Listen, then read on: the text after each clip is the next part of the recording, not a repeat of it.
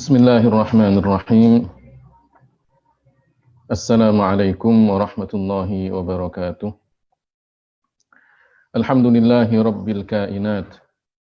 Al-munazzah yanil hududi wal ghayat wal arkani wal a'dha'i wal adawat. La tahwihi al-jihatu as-sittu kasairil mubtada'at. Wassalatu wassalamu ala sayyidis sadat.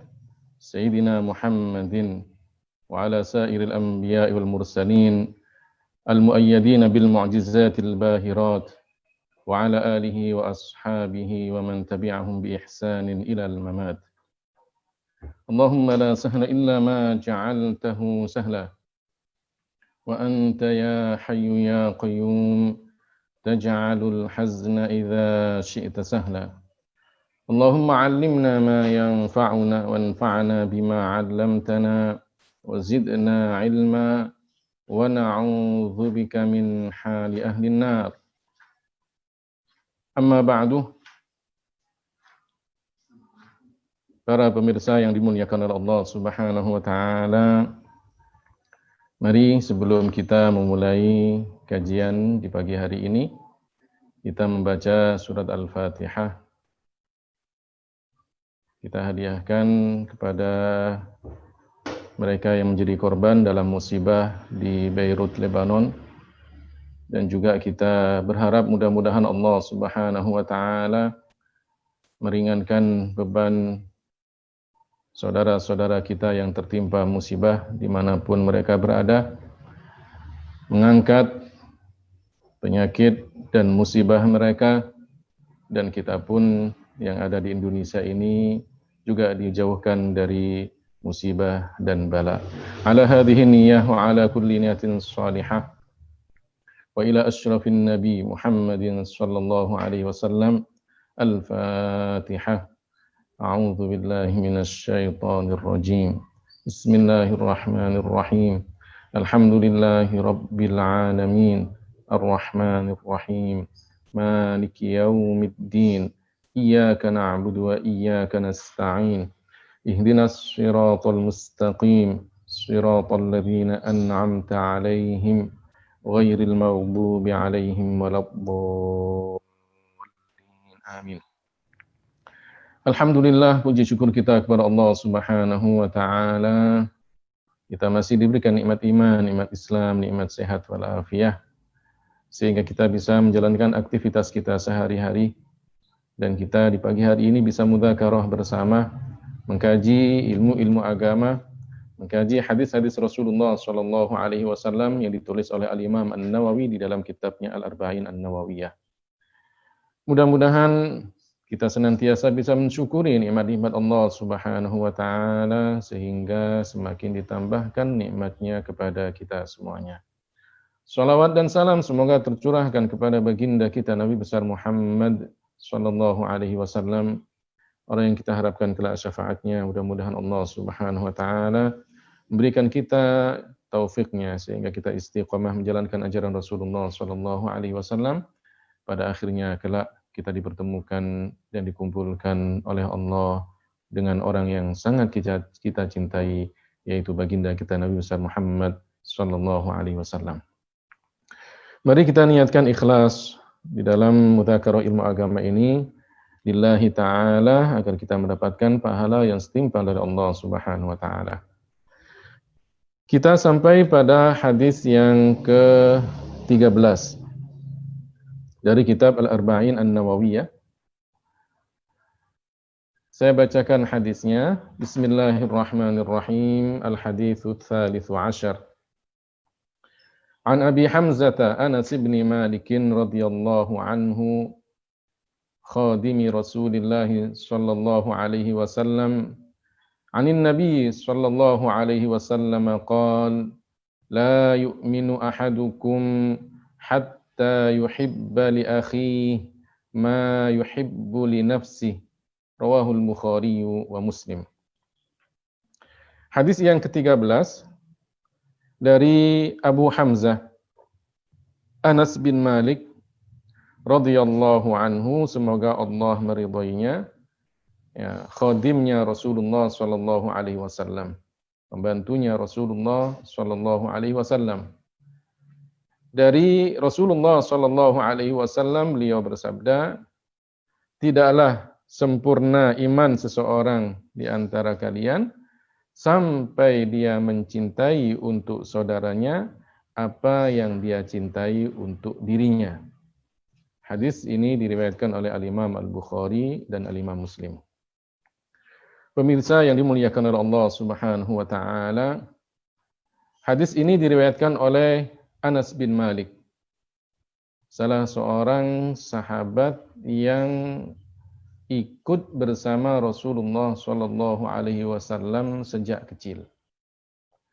Beliau dikenal dengan khadimi Rasulullah sallallahu alaihi wasallam, pembantunya Rasulullah sallallahu alaihi wasallam. Padahal sebetulnya kalau kita baca buku-buku sejarah bahwa yang membantu Rasulullah, yang berada di sekitar Rasulullah itu banyak.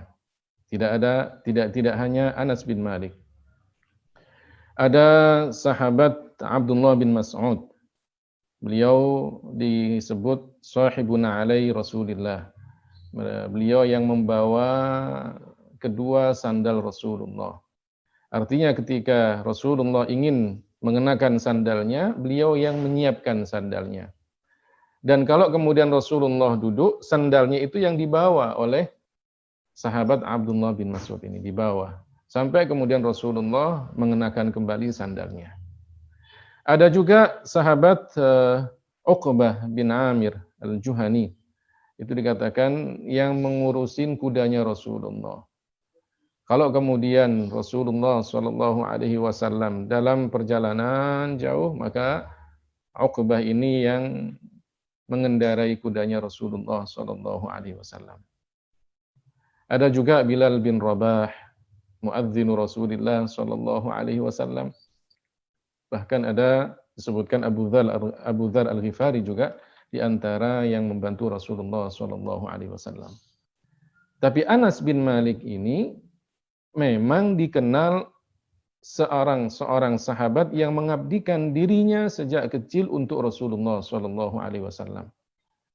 Yang menyiapkan wudunya Rasulullah, yang ikut dengan Rasulullah, Anas bin Malik.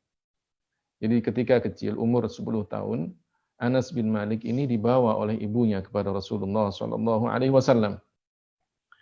Ibunya mengatakan kepada Rasulullah, "Ya Rasulullah, kaum Ansor, kaum Muhajirin banyak memberikan sesuatu yang berharga untuk Anda. Sedangkan saya tidak punya apa-apa, tapi ini anak saya. Jadikan anak saya ini sebagai pembantu Anda." Maka kemudian Anas bin Malik ini bersama dengan Rasulullah sallallahu alaihi wasallam. Dan kemudian didoakan oleh Rasulullah sallallahu alaihi wasallam. Allahumma akthir malahu wa waladahu wa barik lahu fima a'taitahu. Disebutkan dalam Sahih Bukhari. Ya Allah, berkatilah hartanya. Berkatilah anak-anaknya. Berkatilah apa yang engkau berikan kepadanya. Allah Subhanahu wa taala kemudian mengabulkan doa Rasulullah sallallahu alaihi wasallam bahwa Anas bin Malik orang yang mendapatkan rizki yang banyak, anaknya banyak, umurnya panjang. Berkah apa yang diberikan oleh Allah kepadanya. Anas bin Malik. Anas bin Malik ini disebutkan punya saudara seibu yang bernama Abu Umair. Ya, Rasulullah sallallahu alaihi wasallam suatu ketika melihat Abu Umair yang masih kecil ini menangis. Ya. Rasulullah mengatakan kepada ibunya Ummu Sulaim, "Wahai Ummu Sulaim, kenapa dia menangis?" Kata Ummu Sulaim, dia punya burung kecil mati wahai Rasulullah. Kemudian Rasulullah ingin menyenangkan hati Abu Umair ini. Beliau mengatakan, "Ya Aba Umair, ma fa'alan Nughair?" Wahai Abu Umair, apa yang terjadi pada Nughair, burung kecilmu itu? Ya, seraya Rasulullah ingin menyenangkan hati anak kecil ini. Itu Abu Umair itu adalah saudara seibu dengan Anas bin Malik. Nah, Anas bin Malik ini ada beberapa riwayat yang menunjukkan betapa mulianya Rasulullah Shallallahu Alaihi Wasallam. Dari segi fisiknya, dari segi akhlaknya, banyak sekali hadis yang diriwayatkan oleh Anas bin Malik. Anas bin Malik ini mengatakan, saya membantu Rasulullah Shallallahu Alaihi Wasallam selama 10 tahun. Dan beliau mengatakan, fama darabani darbah, wala sabbani sabbah, wala intaharani, wala abasa fi wajhi. Rasulullah Shallallahu Alaihi Wasallam tidak pernah memukulku satu pukulan sekalipun, tidak pernah mencaciku, tidak pernah membentakku, dan tidak pernah memalingkan wajahnya dariku. Rasulullah Shallallahu Alaihi Wasallam begitu mulianya sifat-sifat beliau. Bahkan Anas bin Malik ini menyebutkan tentang fisik Rasulullah Shallallahu Alaihi Wasallam. Karena Rasulullah Shallallahu Alaihi Wasallam ahsanan nasi khuluqa, wala masastu khazzan, wala hariran, wala syai'an kana alyana min kaffi Rasulillah Shallallahu Alaihi Wasallam. Wala syamamtu miskan qat, wala itran kana atyaba min araqin nabiy sallallahu alaihi wasallam. Sungguh Rasulullah sallallahu alaihi wasallam orang yang paling baik akhlaknya. Orang yang paling baik pribadinya, bentuk tubuhnya. Bahkan saya tidak pernah menyentuh kain sutra yang itu lebih halus dari telapak tangan Rasulullah Shallallahu Alaihi Wasallam. Saya tidak pernah mencium minyak misik atau wangian yang lainnya yang lebih harum daripada Rasulullah Shallallahu Alaihi Wasallam. Begitu mulianya Rasulullah Shallallahu Alaihi Wasallam. Orang yang paling mulia akhlak dan sifat-sifat fisiknya. Rasulullah Shallallahu Alaihi Wasallam. Karena berkahnya doa Rasulullah Shallallahu Alaihi Wasallam ini, maka Anas itu umurnya panjang. Ya, dikatakan sebagian riwayat mengatakan sampai lebih dari 100. Ada yang mengatakan sampai pada 100 tahun umur Anas bin Malik ini. Hartanya banyak, anaknya banyak. Subhanallah. Berkah doa Rasulullah Shallallahu Alaihi Wasallam. Allahumma akthir malahu wa waladahu wa barik lahu fima a'taitahu. Ya Allah, berikanlah dia harta yang banyak, anak yang banyak, berkahilah apa yang telah Engkau berikan kepadanya. Dan itu terjadi pada Anas bin Malik. Anaknya banyak, hartanya melimpah. Dikatakan hartanya melimpah, beliau punya kebun ini kemudian setiap tahun berbuah 2 kali. Ya, tidak habis-habis untuk dia dan keluarganya. Bahkan beliau mengatakan, wallahi inna mali lakatsir. Beliau sendiri mengatakan, sesungguhnya harta saya banyak. Dan ketika beliau wafat, ya, disebutkan dalam beberapa kitab tarikh itu, bahwa anak dan cucunya ketika beliau wafat itu sampai pada 120 orang. Subhanallah, anaknya dan cucunya. Ada yang mengatakan ketika beliau wafat, anaknya saja itu sampai 82. 80 laki-laki, 2 perempuan. Subhanallah, luar biasa. Berkah doanya Rasulullah Shallallahu Alaihi Wasallam. Ada beberapa wasiat dari Rasulullah Shallallahu Alaihi Wasallam kepada Anas bin Malik. Di antaranya, Anas bin Malik mengatakan ya, bahwa di antara wasiat Rasulullah Shallallahu Alaihi Wasallam, "Idza dakhalta baitaka fasallim ala ahli baitika, yakthuru khairu baitika." Kalau kamu masuk ke rumahmu, maka ucapkan salam kepada keluargamu. Maka insya Allah akan banyak kebaikan di rumahmu. Ya, jadi kalau kita masuk ke rumah, maka jangan lupa salam. Karena itu akan memberikan keberkahan kepada kita di dalam rumah kita. Para pemirsa yang dimuliakan oleh Allah Subhanahu wa taala, kita akan membahas hadis yang diriwayatkan oleh Anas bin Malik ini dari Rasulullah sallallahu alaihi wasallam.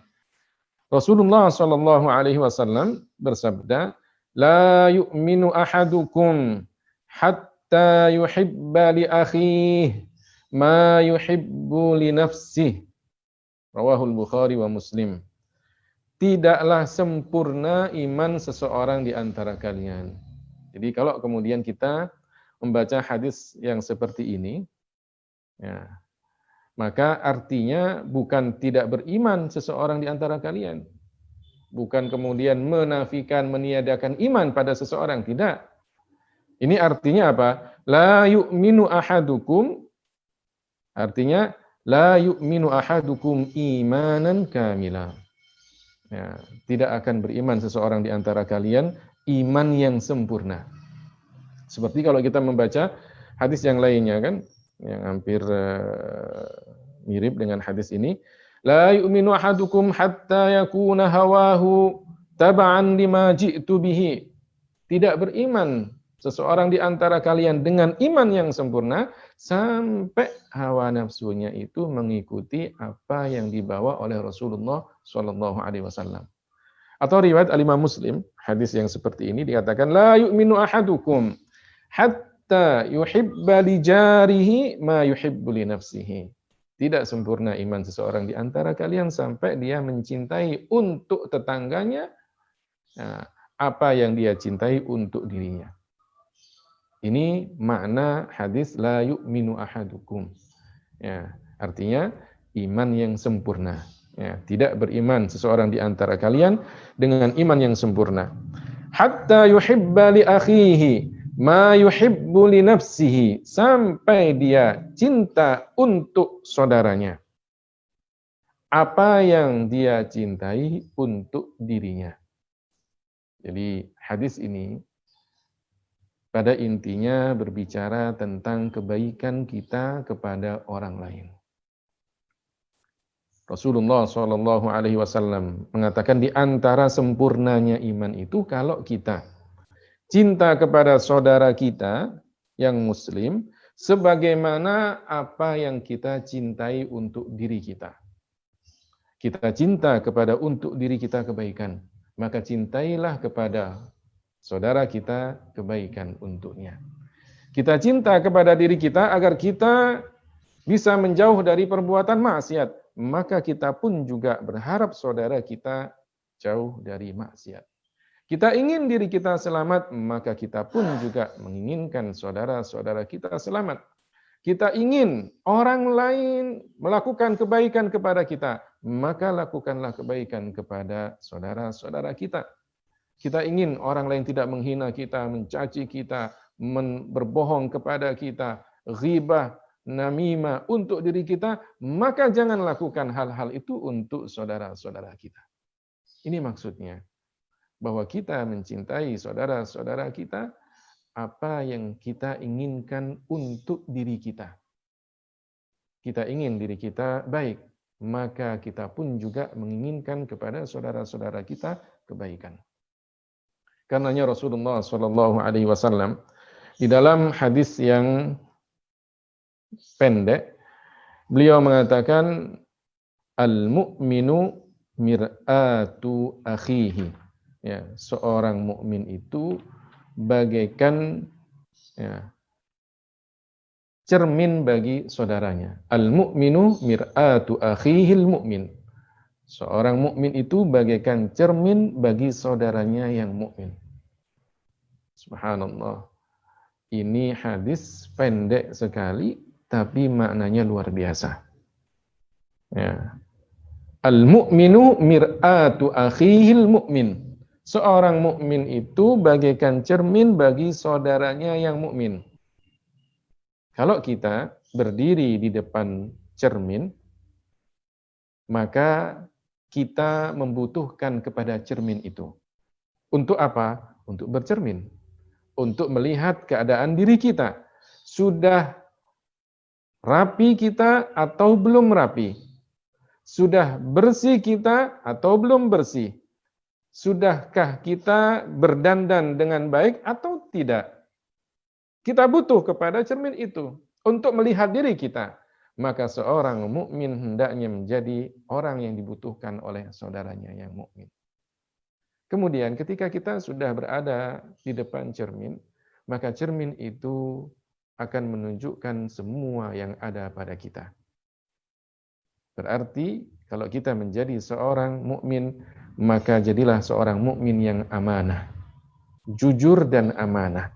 Menunjukkan semua yang ada pada diri saudaranya untuk diperbaiki dan dinasehati. Bukan untuk diomongkan, bukan untuk kemudian kita ghibah kepadanya, bukan untuk kemudian disebarkan aibnya. Tidak. Cermin, ketika kita berada di depan cermin, maka kemudian cermin ini akan menunjukkan semua yang ada pada diri kita. Ketika kita dalam keadaan rapi, sudah baik penampilan kita, maka cermin akan menunjukkan bahwa penampilan kita baik. Tidak dikurangin sedikit pun. Dan ketika kita belum baik, belum rapi, belum sempurna, maka cermin pun juga akan menunjukkan bahwa kita belum rapi, belum sempurna. Subhanallah, cermin menjadi simbol bahwa seseorang itu hendaknya bisa menjadi orang yang dapat dipercaya bagi saudaranya yang mukmin. Ketika kita melihat saudara kita yang mukmin melakukan kebaikan, maka kita mengatakan engkau dalam kebaikan. Kita dukung dia, kita tolong dia, kita bantu dia. Tapi kalau kemudian seorang mukmin ini tidak baik, maka kita tegur dia, kita nasehatin dia. Kita arahkan bahwa apa yang dilakukan itu tidak baik. Unsur akhaka zaliman au madluman. Tolonglah saudaramu itu ketika dia dalam keadaan zalim ataupun ketika dia dalam keadaan terzalimi. Ketika dalam keadaan terzalimi, paham kita, orang itu ditolong, dijauhkan dari kezalimannya. Tapi kalau ketika dia dalam keadaan zalim, bagaimana kita menolongnya? Jauhkanlah dia dari perbuatan zalim. Nasihatilah dia. Berilah dia saran, masukan bahwa apa yang dia lakukan itu tidak baik. Itu namanya kita menolong dia. Ya, menjauhkan dirinya, menjauhkan orang itu dari kezaliman. Jadi ini Rasulullah Shallallahu Alaihi Wasallam ingin mengingatkan kepada kita di dalam hadis ini agar kita punya rasa tenggang rasa, punya sifat ya, simpati dan empati kepada orang lain. La yu'minu ahadukum hatta yuhibba li akhihi ma yuhibbu li nafsihi. Tidaklah sempurna iman seseorang di antara kalian sampai dia mencintai untuk saudaranya apa yang dia cintai untuk dirinya. Ini pasti ya, sesuai dengan apa? Firman-firman Allah Subhanahu wa taala yang mengatakan bahwa sesama muslim, sesama mukmin adalah saudara. Innamal mu'minuna ikhwah fa aslihu baina akhwaykum wattaqullaha la'allakum turhamun. Ya. Dan sesungguhnya sesama mukmin itu adalah saudara. Maka damaikanlah di antara saudara-saudara kalian, wattaqullaha la'allakum turhamun. Dan bertakwalah kepada Allah, semoga kalian termasuk orang-orang yang mendapatkan rahmah. Ini. Jadi sesama mukmin adalah saudara. Kalau kita mengaku dan menjadikan mereka adalah saudara kita, saudara seagama, pasti kita mencintai mereka apa yang kita cinta untuk diri kita. Memang ya, biasanya seseorang itu ingin lebih dari orang lain. Ingin lebih di dalam dunianya, ingin lebih di dalam hartanya, ingin lebih di dalam pangkat dan derajatnya dari orang lain. Itu apa? Tabiat seorang, ya, seseorang umumnya begitu. Tapi kalau ingin menjadi seorang mukmin yang sempurna imannya, maka jangan lupa sifat tawadhu. Kaitannya hadis ini dengan sifat tawadhu. Artinya, kalau kita ingin menjadi orang mukmin yang sempurna, maka jangan merasa kalau kita kemudian sama dengan saudara kita, kemudian kita rendah hati kita atau rendah derajat kita di depan orang lain. Tidak. Semakin kita tawadhu, maka akan semakin diangkat derajat kita oleh Allah Subhanahu wa taala. Semakin kita melakukan kebaikan, maka yakinilah bahwa kebaikan itu pasti ada balasannya. Baik kebaikan itu balasannya di dunia atau nanti di surga. Setiap kita melakukan kebaikan, pasti ada balasannya. Kalau kita sering menolong orang lain, pasti kita akan ditolong oleh Allah Subhanahu wa taala. Kalau kita berbuat baik kepada orang lain, pasti orang lain pun juga akan berbuat baik kepada kita. Kalau kita hormat kepada orang lain, maka orang pun juga akan hormat kepada kita. Kalau mereka melakukan kejahatan, maka jangan balas kejahatan itu dengan kejahatan. Kalau mereka melakukan keburukan, maka jangan balas keburukan itu dengan keburukan. Terkadang orang mengatakan, kalau dia melakukan keburukan pasti akan saya balas untuk menjaga kehormatan saya. Padahal bisa jadi apa yang dia lakukan itu merendahkan dirinya. Ya. Jadi ketika orang melakukan kejahatan, ketika orang melakukan keburukan, maka maafkanlah. Sebagaimana Rasulullah Shallallahu Alaihi Wasallam orang yang pemaaf. Saudara-saudaraku, dimanapun Anda berada, ada satu cerita yang mungkin kita bisa ambil hikmah dari cerita ini. Bahwa ada satu keluarga terdiri dari ibu dan anak. Sang ibu selalu menasihatin kepada anaknya ini untuk berbuat kebaikan dan untuk mencari rizki yang halal. Suatu ketika kemudian anaknya ini melakukan atau mencari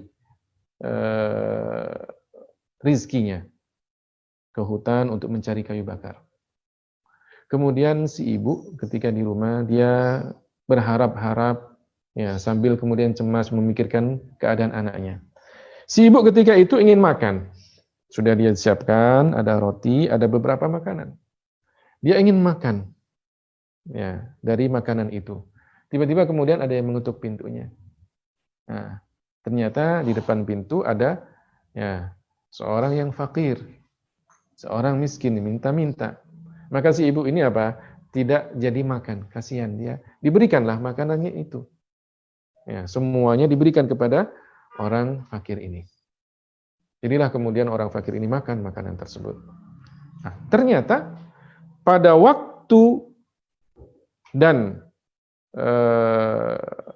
pada waktu itu di tempat di mana anaknya sedang berada di tengah hutan, itu ternyata ada binatang buas yang ingin menerkamnya. Dia sudah tidak bisa berdaya lagi di depan binatang buas ini. Maka kemudian apa? Dia sudah pasrah, sudah tidak ada lagi jalan untuk kemudian melarikan diri. Binatang buas itu ingin menyantapnya. Tiba-tiba kemudian datang dari arah yang jauh, ya, seseorang yang mengendarai kuda, membawa senjata, dan dengan kecepatan yang tinggi menghalau binatang buas ini. Sehingga kemudian dia terlempar dan kemudian lari. Subhanallah, Allah jauhkan orang ini dari musibah. Sang anak ini kemudian dia bergegas untuk menyelesaikan apa yang dia inginkan ya dari kayu bakar itu, kemudian dia bergegas pulang. Ya, menemui ibunya. Maka kemudian dia menceritakan, wahai ibu, tadi ada begini dan begitu.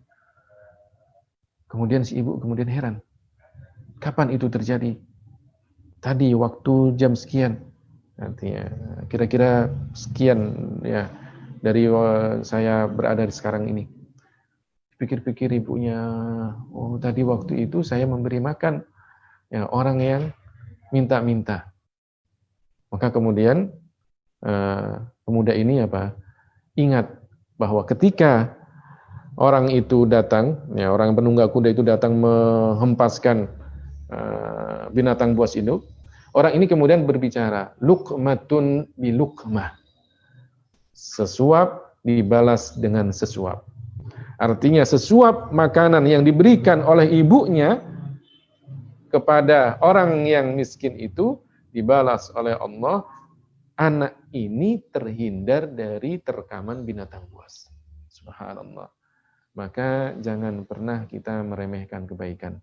Rasulullah SAW di dalam hadis ini ingin mengajarkan kepada kita agar kita selalu berbuat baik.